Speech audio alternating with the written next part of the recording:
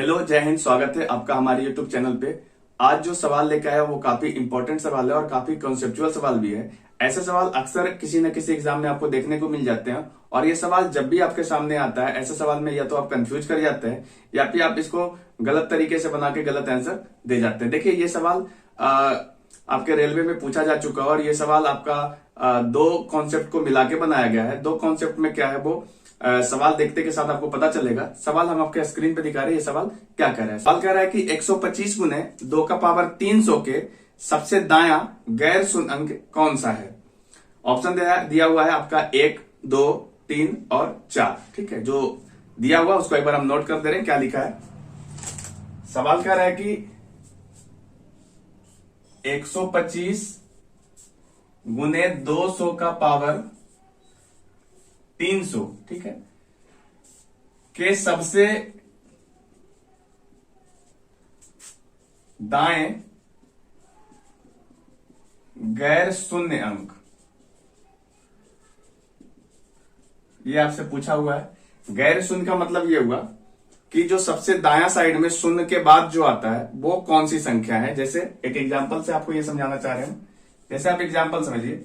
Suppose मान लीजिए कि यहां पे लिखा हुआ होता 295 मल्टीप्लाई 100। तो जब आप इसको गुना करते तो ये आपको मिलता 295 और इधर लास्ट में 2 जीरो। ठीक है, इसका मतलब ये हुआ कि जो ये लास्ट में 100 का 2 जीरो था ये तो लास्ट में चला गया और सबसे दाएं साइड से जो गैर शून्य अंक है वो 5 है ना।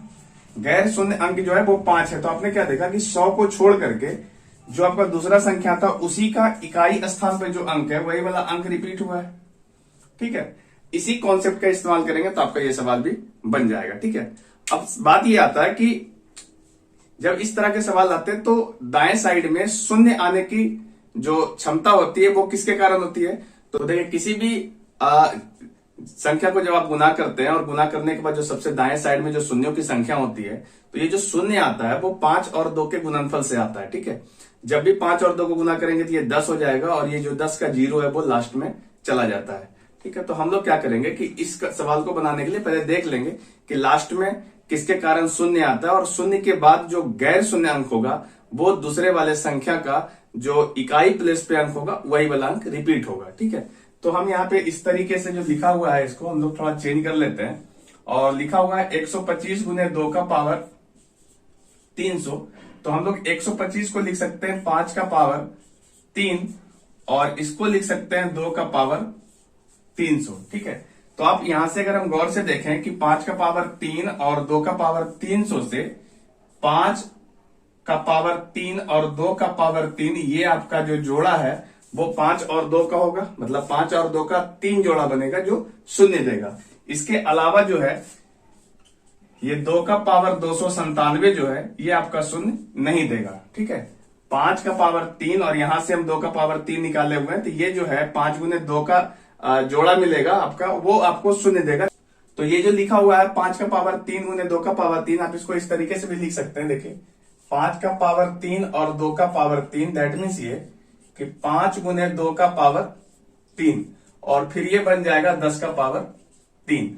तो ये लास्ट में 3 जीरो दे देगा। ठीक है, तो 5 यहां से तीनों यूज हो चुका है और यहां से 3 2 निकाल करके यूज कर लिए जो कि जीरो दे रहा है। बाकी 2 का पावर 297 जीरो नहीं देता है। डेट मीन्स ये कि 2 का पावर 297 का जो सबसे इकाई प्लेस पे अंक होगा वही इस पूरे मल्टीप्लीकेशन के सबसे दाएं साइड में गैर शून्य अंक होगा। तो हम लोग क्या करेंगे, 2 का पावर 297 का इकाई का जो अंक होता है उसको निकाल लेंगे। ठीक है, तो इकाई का अंक निकालने के लिए जो कॉन्सेप्ट होता है वो ये कहता है कि ये जो आपका पावर है इसको हम 4 से भागा देंगे। ठीक है, और देखेंगे कि शेष कितना बचता है। तो जब हम लोग 2 का पावर 297 में 297 जब हम 4 से भागा देंगे तो आप देखिए यहाँ पे 97 को पहले हम 4 से भागा दे लेते हैं। जब हम लोग 97 को 4 से भागा देंगे तो ये देखिए 4 दूनी 8 हो रहा है ना। और यहां से आपका 4 दूनी 8 करेंगे तो ये 17 बचेगा और फिर 8 दूनी 16 लगाएंगे तो ये आपका वैल्यू बचेगा 2 का पावर 1। अगर किसी को दिक्कत हो रहा है तो आप इस तरीके से साइड में 297 को 4 से जब आप भागा देंगे तो जो इसका शेष आएगा वो शेष आपका 1 आएगा। ठीक है, तो जो भी इसका शेष आएगा वही आपका 2 का पावर 297 लिखे या 2 का पावर 1 लिखे। इससे जो इकाई प्लेस मिलेगा और इससे जो इकाई प्लेस मिलेगा वो दोनों सेम मिलेगा। और 2 का पावर 1 जब हम सोल्व करते हैं तो ये वैल्यू आपका 2 ही मिलता है। इसका मतलब ये हुआ कि जब 125 गुने 2 का पावर 300 को हम सोल्व करेंगे तो लास्ट में तो 3 जीरो मिलेगा, क्योंकि ये वाला जो आपका निकला है 5 का पावर 3 और 2 का पावर 3, इससे आपका लास्ट में 3 जीरो मिलेगा। और 3 जीरो के बाद में आपका जो गैर शून्य अंक होगा वो 2 मिलेगा। इस प्रकार जो इसका सही आंसर होगा वो आपका 2 होना है, जो आपके ऑप्शन नंबर 2 में दिख रहा है। ठीक है, उम्मीद है आपको ये सवाल समझ में आया होगा। अगर आपका भी कोई ऐसा सवाल है जो आपके प्रैक्टिस के दरमियान सोल्व नहीं होता है तो हमारे दिए हुए व्हाट्सएप नंबर पे सेंड कर सकते हैं। जो भी इसका सही उचित जवाब होगा वो आपको हम जरूर प्रोवाइड कराने की कोशिश करेंगे। तो आज के लिए इतना ही, हम मिलेंगे नेक्स्ट वीडियो में, तब तक के लिए जय हिंद।